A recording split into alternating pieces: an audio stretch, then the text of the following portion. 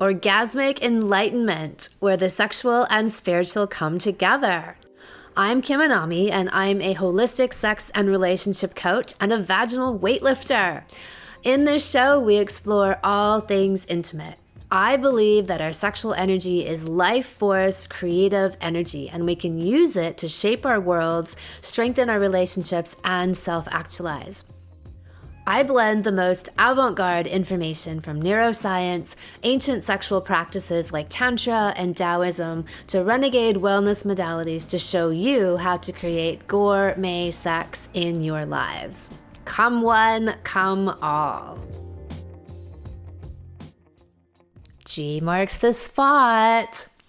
The most elusive orgasms in the female world are all located in the vagina. These are so elusive that many people try to deny their existence. Indeed, many male researchers, in an effort to justify their own poor sexual technique and perpetually underfucked wives, actually set out to try and prove that vaginal orgasms do not exist. But all they are revealing to us in the process is that their partners are profoundly underfucked. Who does that? Who tries to prove that women don't have orgasms? In Western, allopathic, and typical sex therapist circles, they believe that there is only one orgasm, the clitoral. Again, if anyone tells you that, all they are truly revealing to you is how sexually inexperienced they are. Because once you've had the deeper vaginal orgasms, and by these I mean G-spot, squirting / ejaculation, and cervical, you will never look back. I often liken the experience of clitoral orgasms to eating a piece of candy. There's a quick sugar rush, a hit, and then it's all over, usually followed by a decline in pleasure. It's like striking a match and then it quickly burns out. But the deeper vaginal orgasms are like a raging bonfire that keeps surging and pulsing and can go on for hours. They are much more profound, whole body, whole being, cataclysmic experiences.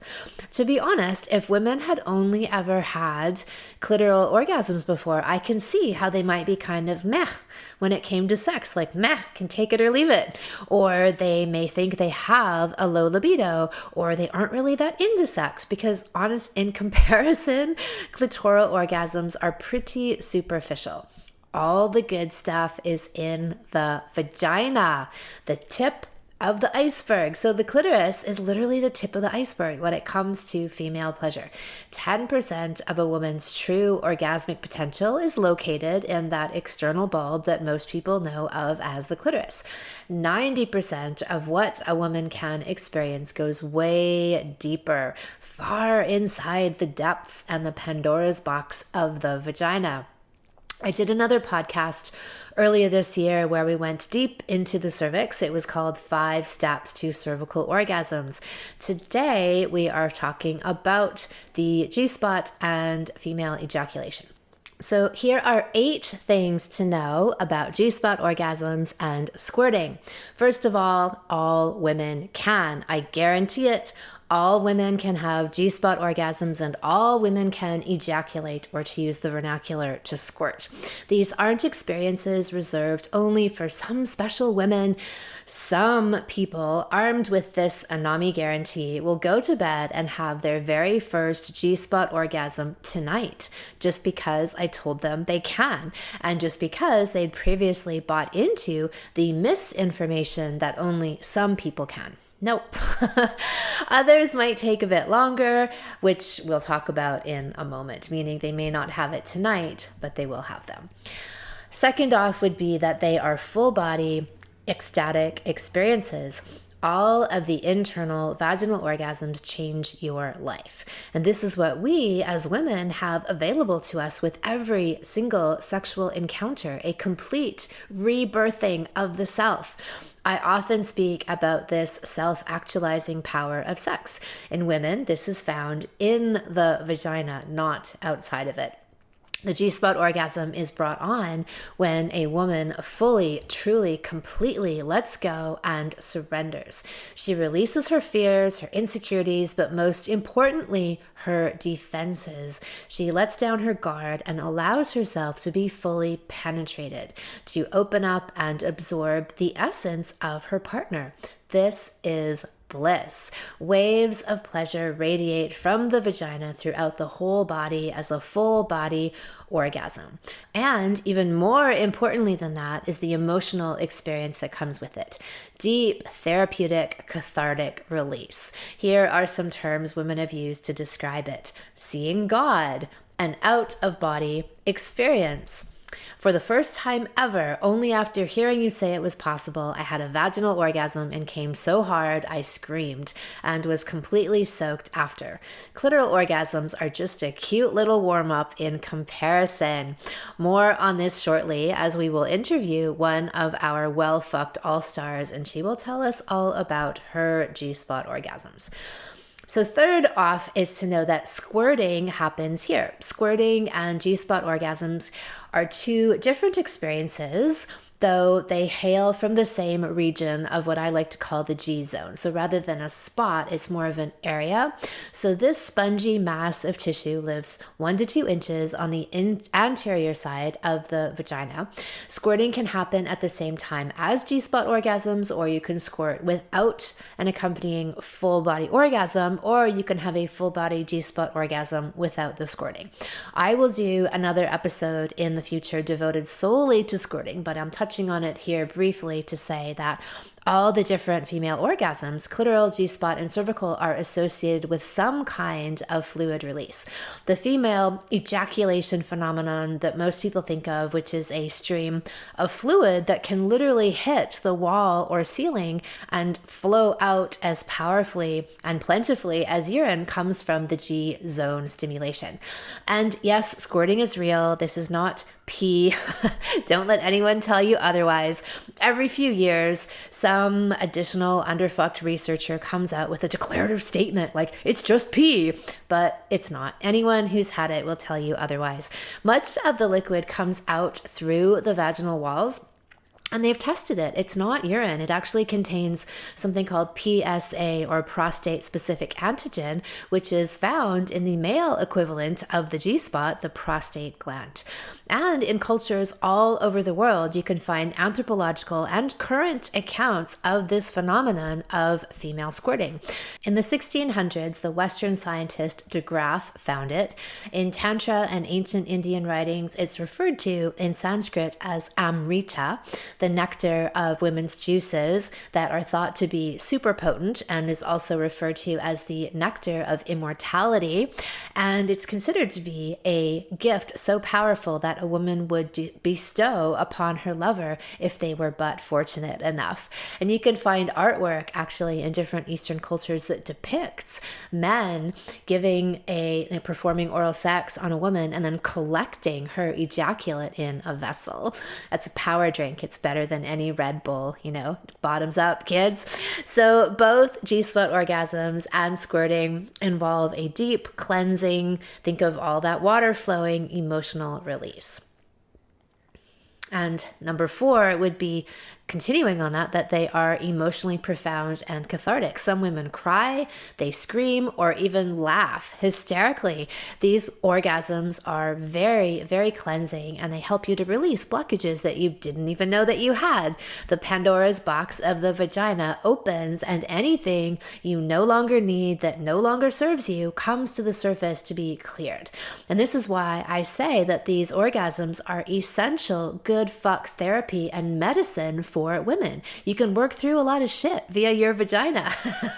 So here's a quote from a therapeutic user. The first time I had one, after years of not trusting my body, I cried in the fetal position for 30 minutes. I purged out so much trauma. I breathed in trust and love. And now I come every day. It's part of my spiritual practice. Amen. Fifth point, they might make you argue more. It's true. One of the major issues with G-spot and particularly squirting orgasms is that they can sometimes lead to more arguments over who has to get up and change the sheets. I'm being playful, but actually serious. I've known couples who were very prolific with their squirting accomplishments, and this would become sometimes a bone of contention. So here's a quote from a 45-year-old newly christened squirter. I have, for the first time at age 45, experienced vaginal orgasms, and I am over the moon, never turning back. I have multiple where I lose count and I leave my husband to sleep in a pool of sweet pussy nectar. Oh, the trials and the tribulation, the price that you pay deciding in your post-fucked bliss who is going to get up to do the washing. Point number 6 would be that the keys to the queendom are trust and openness. These deeper orgasms require much more than just physical technique to make them come.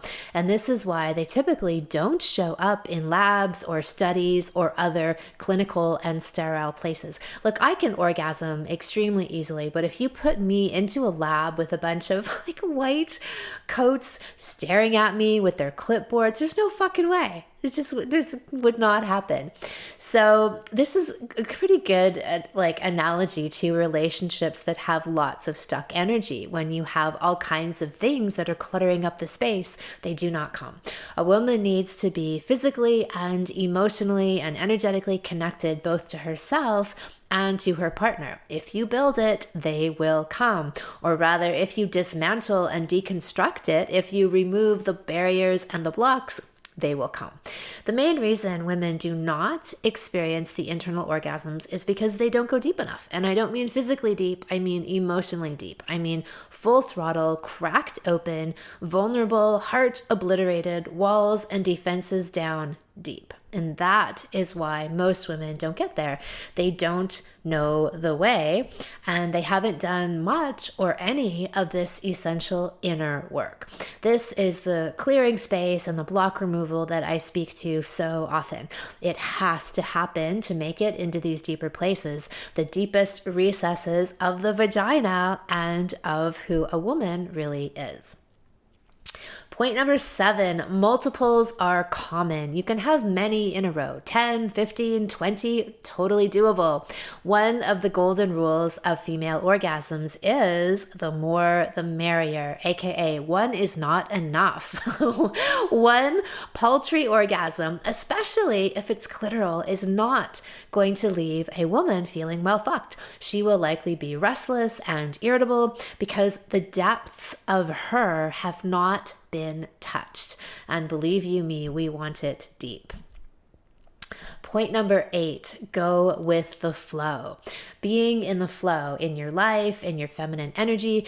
As a holistic sex coach, I look at the body and our sexual expression as a metaphor for how we live. If you are juicy and flowing in bed, you are juicy and flowing in life. If you are dry in bed, I would say that there are areas in your life where the flow has also dried up. You might feel exhausted or burnt out, like you are pushing a boulder uphill to get things done in your world. Women in their natural state of voraciousness, which is truly the natural state of all women, are juicy, succulent, and wet. They flow, they gush. She will lubricate and swell just by hearing her lover's voice. Even the thought of him or her will cause a rush of blood to her vagina without even being touched. Women will squirt left, right, and center during G-spot stimulation, flooding the bed sheets. And in life, they flow. They navigate life with an ease and a surrender that allows them to hear and follow their intuitive guidance. They go with the flow. That essence of flowing is the very nature of the feminine. If you are feeling emotionally dry and disconnected in your life, or when there is no juice between you and your partner, there will be no juice in the vagina. No lubrication, no ejaculation, no orgasms. Unresolved issues, uncommunicated feelings, emotional backlog will all contribute to this. You need to open the emotional floodgates for the vaginal ones to follow. So, the reason I speak so confidently about every woman's ability to orgasm and ejaculate on demand, regardless of their age or physical condition, is because I have seen these transformations over and over again in my work. Women come to me and they cite whatever reason that they've been given as why they aren't wet, why they don't ejaculate or have orgasms. And look, I give them a few tools and they are off to the races, or to the waterfalls. So on that note, let's meet this week's Well Fucked All-Star, Relisa. So Relisa has taken both Well Fucked Woman and my Vaginal Kung Fu Salon, and she started with How to Be a Well Fucked Woman.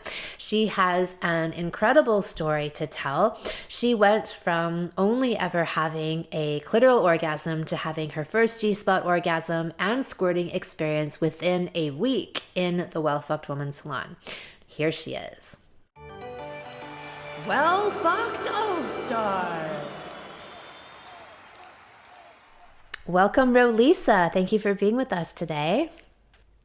Hi, Kim. Thanks so much for having me. I'm so excited to be here.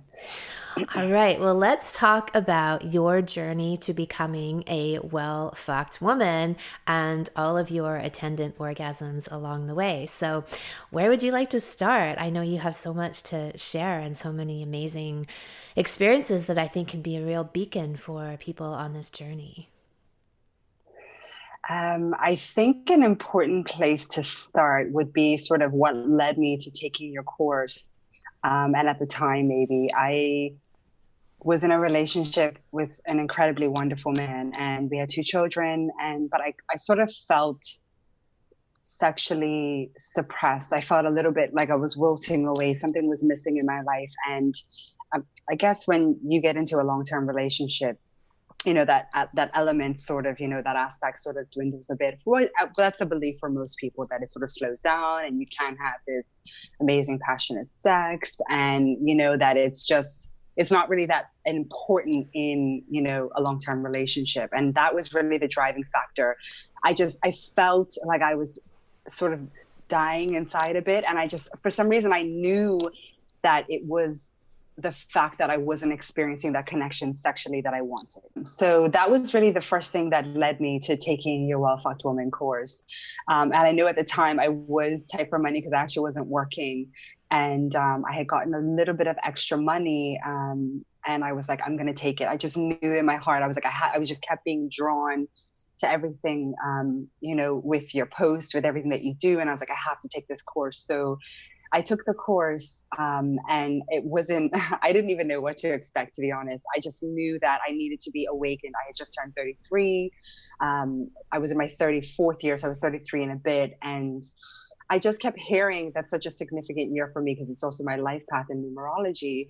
But I just kept hearing that a woman sort of awakens around the 33rd year. I don't know where I heard that from, but I just felt something sort of igniting in me. And I was just like, there has to be more to this. Like, I can't go, my life in this with this wonderful man. We're a great partnership, but I sort of felt like we were, brother and sister. I didn't feel like we were, together and making love, and I just felt lost. So when I took the course, it enlightened me to so much, that I was right in everything that I felt, that that I didn't have to be in a relationship and not experiencing sex, the way that I wanted to. And that, that when you're not getting it, it feels like, 80% of the relationship, but when you are getting it, it's only 20% of it. Like, there's so much more to it. But I felt like it was just taking over me because I felt so suppressed. And so, not to mention that I also had a history of abuse. When I was 4,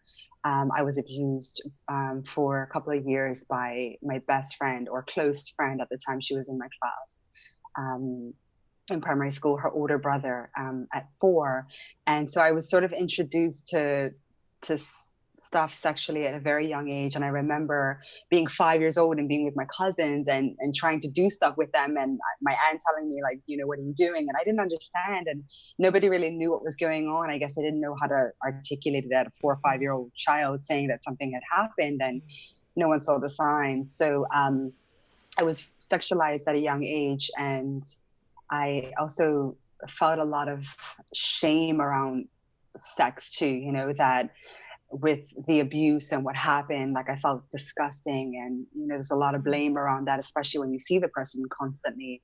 And then I think it was 7 or 8, I had a godmother who told me I was masturbating. I remember I was away in the US staying with her, and she must have heard me. I don't know how, but she came in, and I'll never forget. She shouted at me. She told me I was disgusting and I should never do that.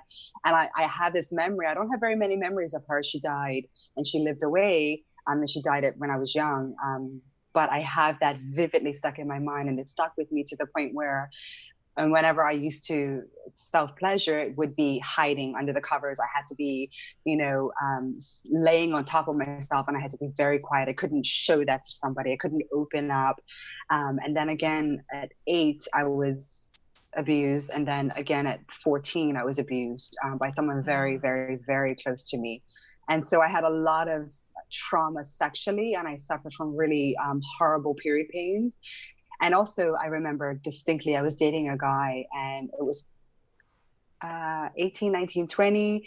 There was times when we would have sex, and I would be keeled over in the most incredulous pain. It was just so immense. I couldn't even describe it. It was just so immense. I would black out from the pain, and I would be on the floor in fetal position. I didn't know where this was coming from, or why it happened only with him and not other people.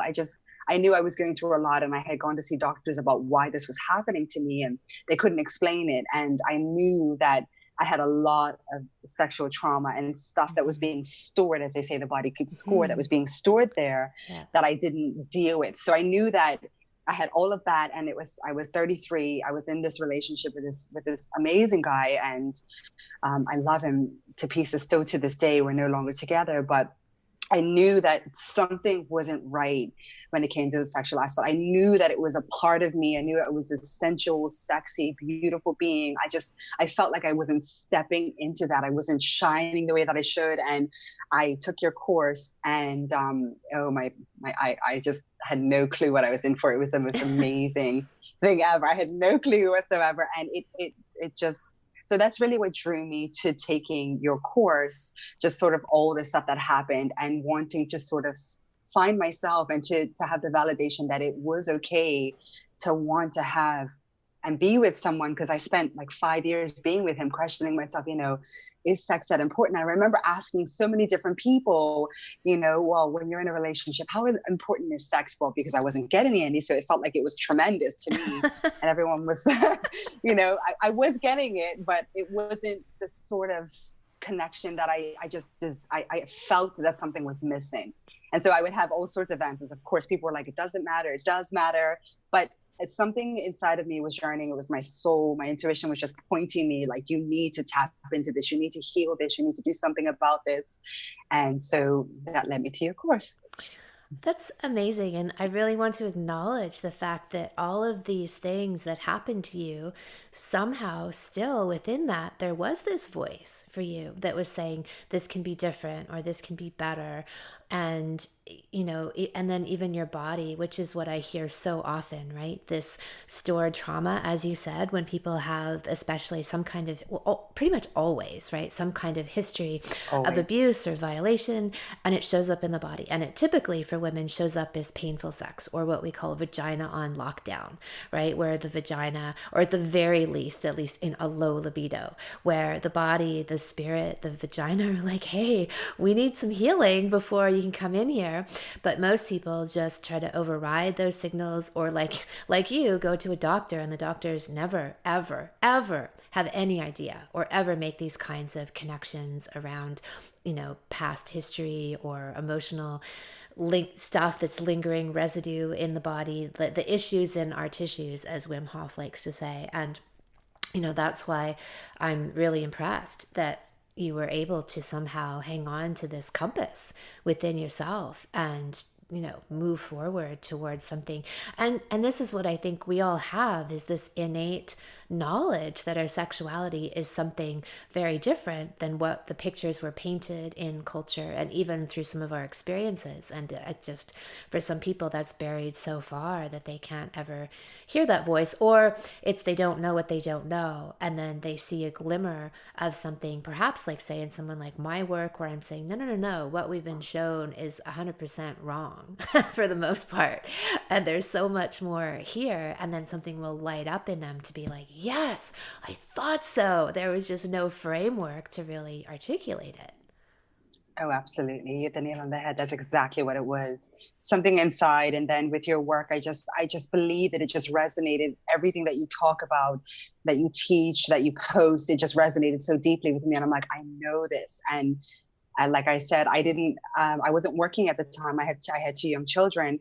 And I just made the investment with a little bit of extra money that was given to me. And it was the best thing that I ever did. I honestly, amazing. That's so wonderful to hear. So tell us more about your evolution then, or sort of your experience within the course and your awakening, and then how that even, because the way that I describe orgasms are, if you build them, they will come, and if you clear your blocks, they will come. And so when people are especially aspiring towards these deeper vaginal orgasms, they are complete barometers, and they're letting us know that if we're, open and we've cleared an amount of blockage or trauma or residue, then they come, they flow. But when they're not happening, it's because there's things that still need to be addressed. So I'd love to hear your journey with that. Absolutely. So, as I expressed before, when my godmother at the time came in and told me that I was disgusting for self pleasuring, I was very young. I at that moment, I know that I made a belief that I couldn't self. It was something that was disgusting. I had to hide. I couldn't self pleasure, and it had to be done a certain way, and it had to be done quickly, and it had to be over with. That was just sort of the belief that was given to me at the time, and it stayed that way even through sexual relationships that I had later. When I got into a relationship with a guy. So when I started with your course, I remember you touching on, there was the challenge where it was to start self-pleasuring, and particularly I remember you saying to do something, to work on an orgasm that you had never experienced before, that was unfamiliar to you. And because I do so much mindset work, I was like, well, I have to do this, because you can make anything that's familiar unfamiliar, and anything that's unfamiliar you can make it familiar. And so I knew that it was just about the repetition and doing it and getting started. So I really had to work on my beliefs and tell myself over and over again that I wasn't that little girl anymore. I wasn't going to have someone walk in my house and be like, you're disgusting for self-pleasuring. And I knew that wasn't going to happen anymore, but we hold on to these things. We're still running off these old programs. Right. And that And was they're my thing, wired right? into us. Yeah. Yes. And so I was rewiring, recoding, reprogramming myself through your course, through your work. And I started to touch into the G-spot self-pleasuring, particularly because I was like, I could get to the cervical, but I wanted to start with that one first, because like I said, I had sort of disassociated from her. Like, she's definitely she is just a gem, beautiful goddess in her own Your self. vagina Now we're it's talking just, about. yes, Yes, the yes, goddess of your absolutely. vagina.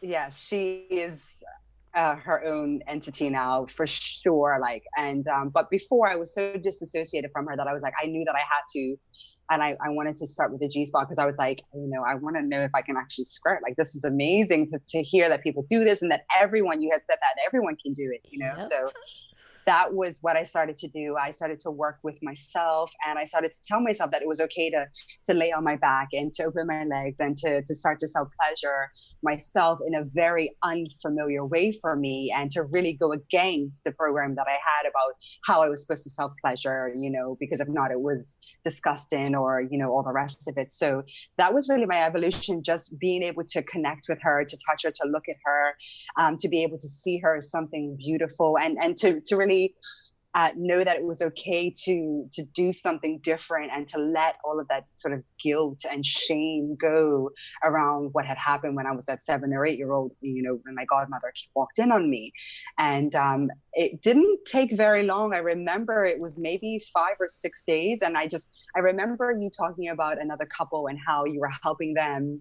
And it took a little while. So I remember the first time I did it, I was like 15, 20 minutes, and I was still just taking my time, and I was breathing, and I had some beautiful music on, and I was just doing it. And within 5 or 6, maybe less than a week, it happened. And I just squirted, and I was like, oh my God. And I remember being like, Kim was right. You need like sheets and towels. And the next time I do this, I'm going in the shower. Sure as hell, I went in the shower. Luckily, I had a huge jacuzzi tub, so I was able to sit on the back and go from there and do it. But it was amazing because I was able to, once I did it, and I sort of was like, oh my God, I knew that I could do it. Before that, it was sort of like, pushing against this whole unfamiliarity of it all. And it just was so different. And, of course, that pushback from return back to what's comfortable and what's normal, in your comfort zone. And I was like, no, and I pushed through that. And just the repetition, just being kind, just breathing, and even visualizing it in my head. I remember thinking about, how people talked about it. And I was like, okay, I don't know what to expect or what's going to happen, It wasn't a spread across the room something, but it was definitely like I was like, oh, wow. And it was from that moment on, it was easy for me to do. And it felt so liberating. It felt so good to be able to be like, oh, wow, like I can do something different than before. I can, open up. And it was just amazing. So that's just a little bit of my journey from being that person who was closed down at such a young age, and I had to hide it, and I felt so ashamed about it. Even talking with friends, like I always knew that I had this sensuality about me when I was, in my teens and getting into my 20s, but I sort of felt that shame still there. And then after I started to take this course, I was very open about it all. And like, I remember I even did a course on orgasms with the company that I was working for. And so many women showed up, and it was so amazing to be able to share with them, what I had sort of experienced and done. So really, the evolution was just incredible, the transformation. And now it's even taken a next step where I've experienced having cervical orgasms now too. So tell me, that's wonderful. And so when you talked about, coming into the course, you hadn't had a G-spot orgasm or squirted before? No. And so what do you think, well, first of all, how did it feel when you had your first G-spot orgasm, or as you've had them? Like, what were the sensations? How would you describe what they were like for you? It was definitely in the beginning, I could feel that I knew that I was numb there. I knew I knew the general area based on the anatomy that you showed us and sort of feeling the area, but I couldn't feel the sensation in the first couple of days. I remember just thinking, just stick with it, really, so you can do it. Like, it's just sort of being my cheerleader, just do it, because it's so easy to be like, oh, let's just give up. It's not going to work for me. And I'm probably not one of those women that, the things that society makes you believe. And I remember in just maybe 2 or 3 days, I started to feel more there. And I could feel sort of like, I just felt, I sort of likened it to like fireworks going off in my vagina. It just felt like I could feel like, just little fireworks going off as I started to feel more inside of her. Like I said in the beginning, I could tell like I didn't have any sensation. And then I would start to build, and then I could feel where the orgasms I was having before, which were clitoral ones, were basically like a pulsing inside of me, where this was more of a push out of me. And I could feel that building up, where I think in the past I had sort of felt that building, but I was so terrified that I was going to pee, because you're not educated on what it is, right? Yeah. Where now I was like, oh, this is fine. This is exactly what it is. I could feel that building up, and I could feel that wanting to sort of to push it out, like you said. Like it was more like a push out, or I don't know what the right word is that you say, but I'm trying to think of the right word. It was more like it was out. Maybe. Yes. Mm-hmm. And it just came, and I just remember being like, oh my gosh, it was an incredible feeling. Incredible. Just to feel going from feeling numb to feeling like, oh wow, I can feel this building and it's safe and I know exactly what this is. No, this is not peeing, this is something, and letting myself get there, so it was amazing. And how did you experience like what kind of, because for most people, the deeper vaginal orgasms, G spot, ejaculation from the G spot, and cervical are accompanied by a lot of emotional release. And that can range in people from crying to laughter, sometimes even things like anger. And a roller coaster of hysterical emotion. So, how is it for you? What did you notice about your emotional state? I noticed with my G spot orgasms that I had more laughter, and I had more happy feelings. But I noticed with my cervical orgasms, I know that we're speaking more in G spots, but with the cervical ones, that was the ones that I experienced the crying. That was the ones where I Mm, felt sort of overwhelmed, like a rush of emotion going through my body. I felt overwhelmed and I wanted to cry, and I felt more sad of a release. Where the G spot ones, I felt more happy. It felt more of a happy release, for mm. lack of a better word. Right. And what about the feelings in your vagina? Like you've talked about coming from a place of numbness and then feeling fireworks. And how would you, like for me, it's often like kind of it's very emotional, but like this full body pleasure as well that radiates out from the pelvis. Absolutely. Yeah. That's exactly how I felt. I could feel it. It would come up through my pelvis. I could feel it even in my lips tingling. I could feel it down in my fingertips tingling and into my toes. I just felt like just the tingling through my whole body, especially my cervical orgasms. I can feel them going right up through my lips, right up into my eyes, and into my head. It's Mm-hmm. just incredible. And how would you say that? Because one of the things I talk about is the power of when a woman truly does become sexually masterful, as in well fucked, meaning she's inhabiting her sexual energy, right? So I say that people can be well fucked whether they are solo or in a relationship. It's all about how much you inhabit your sexual energy. That's the definition, I would say, of being well fucked. And and that I talk about the things that then happen in our outer lives. So we often become more confident, we become more creative, we become more in alignment with our true gifts in the world. So, what did you notice as you began to occupy more of this energy and place in yourself? What happened in your outer life? Oh boy.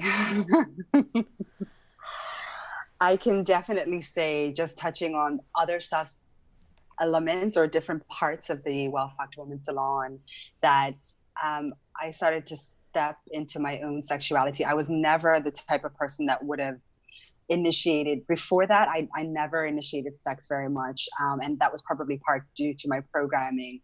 Because, and I know I hope I can speak freely on this, and I hope that maybe someone who's experienced abuse the way that I did can relate to this. But it's just so shitty. But the programming that I had was that I felt more turned on when I felt like a man was sort of taking it from me, because it was taken from me before, Mm, than I did to be able to initiate the sex. And so that was a complete 180 for me. I remember starting to I remember I went out to this beautiful, beautiful store in Bermuda called Urban Cottage. You have to check it out, Kim. It's phenomenal. Flighty dress, I remember, and it's my absolute favorite dress in the world. It's like a beautiful beigey, sort of nude, flirty, flowy with red flowers on it. And I just remember thinking it was the sexiest dress. And I was like, I need this dress. And it flowed. And I never liked my legs. I never would show my legs at a young age. I was just so shut down from all the abuse and the unworthiness, and the shame that you take on from what you experience with abuse, that I never liked to show my body like that. Like, I think I had this false bravado for people, in the sense mm, of I looked beautiful and I looked pretty and I was always very fit and I was always very sexy, but I never felt it. And it wasn't until after I took the Well Fucked Woman and I started to embody more of that feminine, that divineness within me, that I started to feel like, oh wow, like I bought that dress, still have that dress. It's my absolute favorite dress. I bought lingerie, and I started to inhabit more of me taking control, where before I wouldn't do that. And I could honestly say that some of the stuff that you teach in there with the giving blowjobs, and I totally related to that because I started to experience that in the relationship that I was in at the time. And I just remember him being like, oh my God, like I have never had a woman be, and you speak about it. I can't remember which week it is on the Salon. You just talk about being this unforgettable fuck or this woman that they'll never forget. And I knew that I did that to this guy. Like he is so spun over our sex and the blowjobs that I gave to him. Like I just felt so sensual and sexy. And that was what before I went into the course, I just knew within me, like you spoke about, there was something inside me that was telling me there was more, that it was okay to like sex, that that what I experienced at a young age was not what it was meant to be, that should have never been done to me, of course, and that I didn't have to stay in that old programming, that I could reprogram myself, recode, rewire to be the woman and to embody the woman that I wanted to be. And that's exactly what this course allowed me to do. And it just confidence, feeling beautiful. Like I said, I couldn't even show my legs before. And now, like, I step out in little flirty dresses. I just went on a sexy hot date 2 weeks ago in a short red dress with no underwear on. I would have never done that before. Yeah, exactly. And you can just see eyes on you. You can see men and I know that that's not to say that it's about the attention, but it's about the way that people just engage with you differently. They look at you differently. And I could feel that. I almost felt like this light inside of me just started to really shine brighter. Like people were just being drawn to me, and even the women that I serve with my own business and what I do, I started to notice that I was getting more women coming to me, and we would touch on one element and then they would say some other stuff. And I was able to help them to also step into that and embody that woman. So I noticed immense changes, and I just one thing I remember particularly is how you say just to have a relationship with the guy that you're with, but also to have a relationship with his cock. And I totally took that on. And I was just like, how have I been missing this my whole life? Like, just mind blowing, just feeling well fucked and fucking well, like, someone else, like, just amazing. So all of those changes, not to mention that I started to look back on other relationships that I have been, or maybe someone that I had is a short relationship with. And I started to notice how my vagina was trying to warn me about situations. And I know this is going to sound very weird, not weird to you, but just maybe someone else might relate to it. But I remember it's particularly one guy that I started to date, and I didn't know that he was still seeing his ex. He told me that things were over. He was still with her, but I remember getting the worst yeast infection I had ever had in my life. And I'm like, holy crap, like, how did this happen? Like, I was eating well, exercising, like I was so right everywhere. We hadn't engaged or anything yet, but I just remember getting the worst yeast infection. And I was just like, where did this come from? Like, it was so bad that I actually had to go to the doctor, and I've never experienced anything that bad. And it was my body. She was trying to tell me to get away from this guy. Like, she was sort of, and even since then, when I feel a certain way and I'm not listening to it, she will tell me. Like, if I'm currently in a relationship with someone, and if I'm irritated with them emotionally, if my heart is sort of hurt by something, I notice it down there. In a day or two, she is totally like aggravated. She's just like, I'm not having it. It's amazing. And she's such a barometer. Now, you talk about her being a compass, and, and like, she just is, she is her, this is why I said earlier, she's her own entity, goddess within her. She's her own person. And I love her up, finally, the way that every woman should, and I treat her and I love her and I look at her and it's amazing. So I don't know. Have you ever experienced anything like that before? Well, I always, yes, think that the vagina is the barometer. And so much, like, again, of the things that women experience regularly, like BV infections and yeast infections or a lack of lubrication, they just think are some random thing. And that there's no relationship to their past history of, say, unresolved issues or their current situation in their relationship. and they don't think there's any connection. And of course, neither does the medical profession, but there always is. And I love that you have such an in-tune relationship that you can hear those signals. And I believe that's exactly how our bodies are meant to function, right? And that's the massive missing piece in allopathic medicine, is instead of looking to the body for its messages and listening to them, we just ignore and override and deny, and then like suppress with medication, right? And so there's never any actual healing resolution. Where in your situation, like to acknowledge that your vagina is actually giving you the goods, right? Giving you the messages of the truth in that situation. Absolutely. That's really amazing. And that's the level of connection, like, to go from, especially with your history, where there would be this massive dissociation and numbness and, Absolutely. not even like you had your experiences of abuse, and then you had these outright messages, like, as you said, from your godmother that even more reinforced this stuff. And then for you to come out of that and develop this really legitimately tangible relationship with your body, with your vagina, and the way that you describe her is just so beautiful and poetic. It's wonderful to hear, but that she's there in service to you and you're in service to her. And then you become this, respecting each other and listening to each other kind of relationship that I say is very much not the norm, especially in allopathic circles.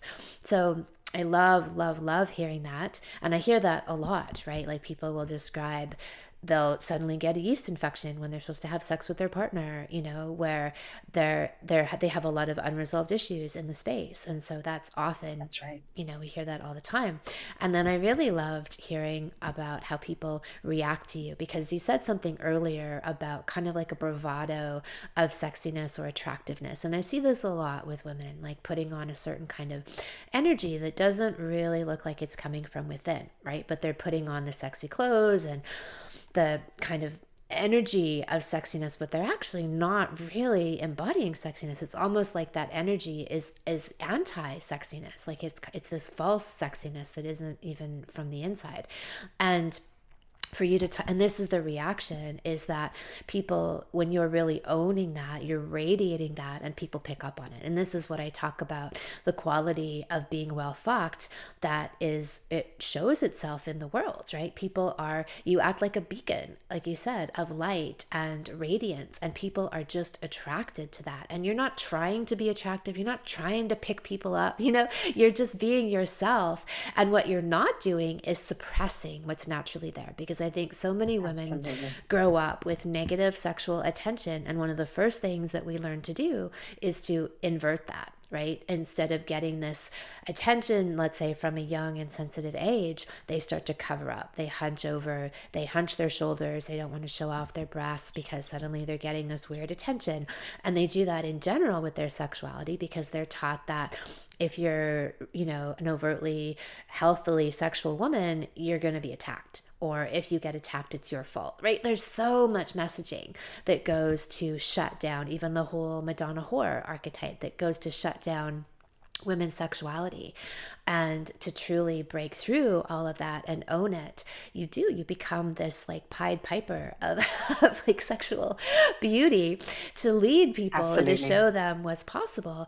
And and then people, they react to you. And I think people they're just fascinated, because it's such a rare thing to see, is someone who's really owning and inhabiting their sexuality in a healthy way, right? In a healthy, Absolutely. Self-love and honoring way, that it's a rarity. And it really does get people's attention, because it's just so unusual to see. It's sort of enchanting for that's what it is. That's what I can and that's how I felt. And I even had a man come to me and he's like, "You're such an enigma. Like, why?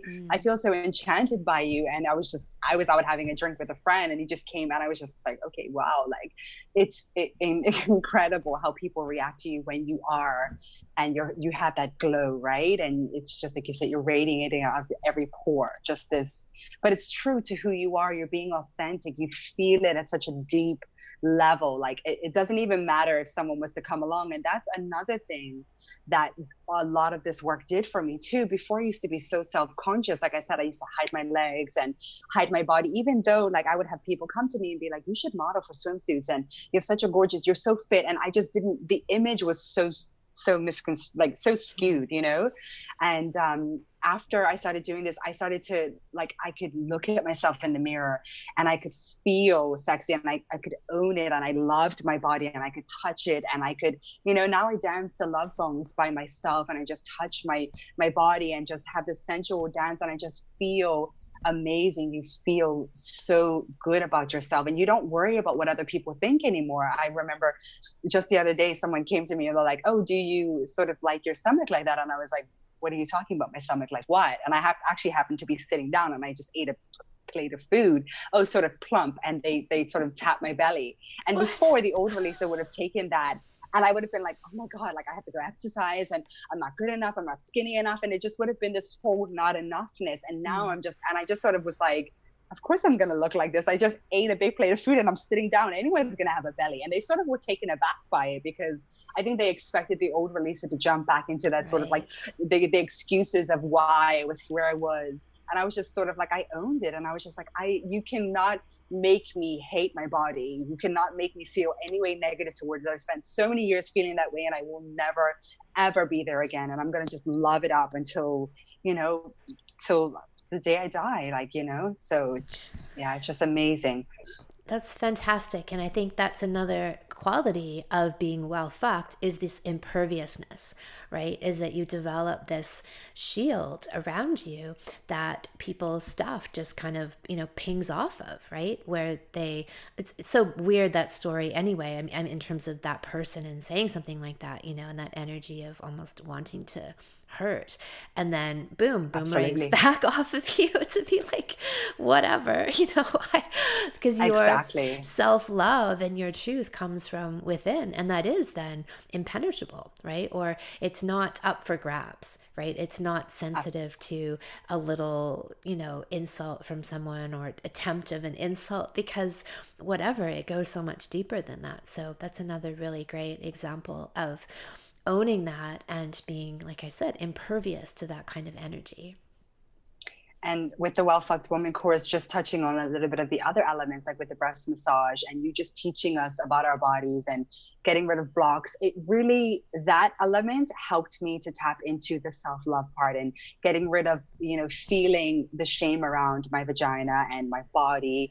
And so when I went through the entire course, obviously the amazing G-spot part of it too, but through combining that with the course and just how I came out of it, like you said, just that feeling of not letting things in from before, I was just, it sort of raised this awareness around how I had been with my body before and how I wasn't gonna ever let myself be like that ever again. Like I said, she became a goddess to me, and I was like, well, if that's how I feel about her, well, what about my legs, which I hated my whole life, and my arms and my belly and my this, that I was so unkind to, you know? And as I started to do this breast massage and touch my body, and, you know, I started to really praise my body and send it positive, loving energy. And I was just like, well, there's no way I'm going to let someone else come in and try to say something about me.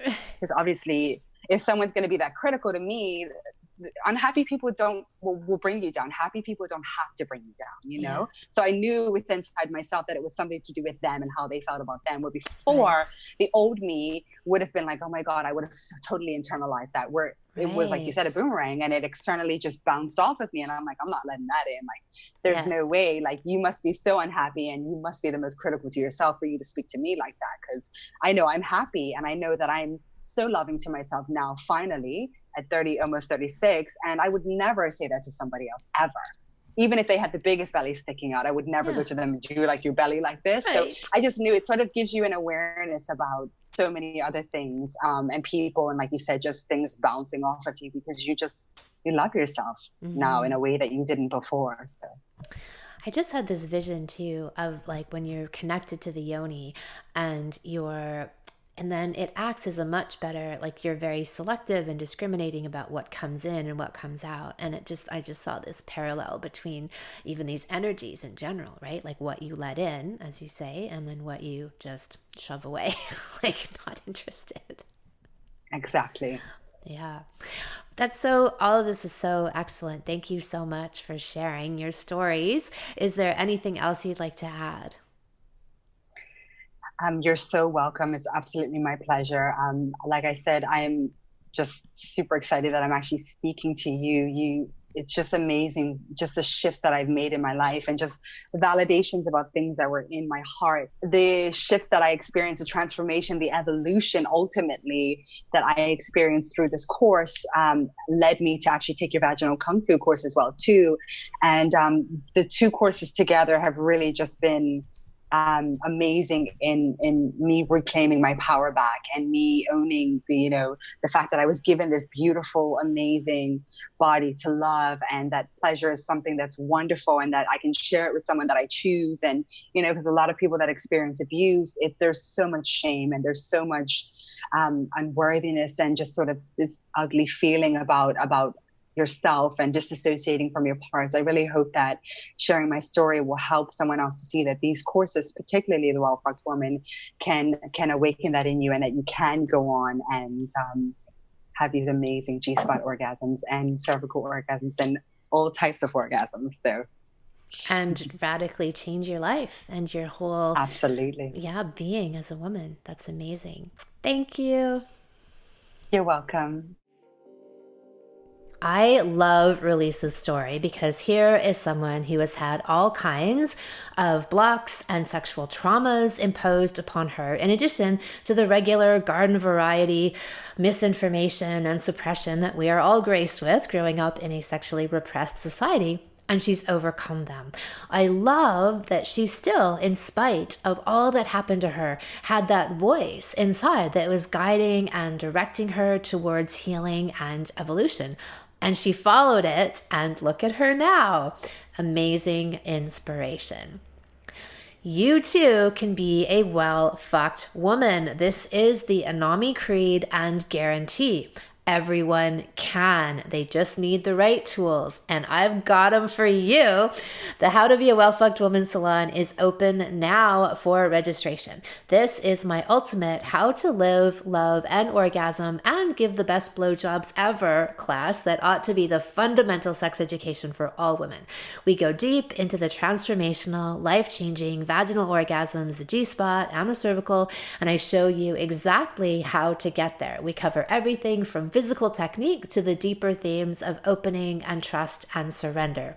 You'll get it all, and you get it from me, guiding you every step of the way. You can sign up at my website, kimanami.com, under Sexual Savant Salons, and look for the Well-Fucked Woman. Thank you so much for listening. If you haven't already, subscribe and also leave a review. And send someone else the gift of a healthy libido and an off-the-charts love life by sharing this episode with them. We'll be back next week, and in the meantime, many happy orgasms.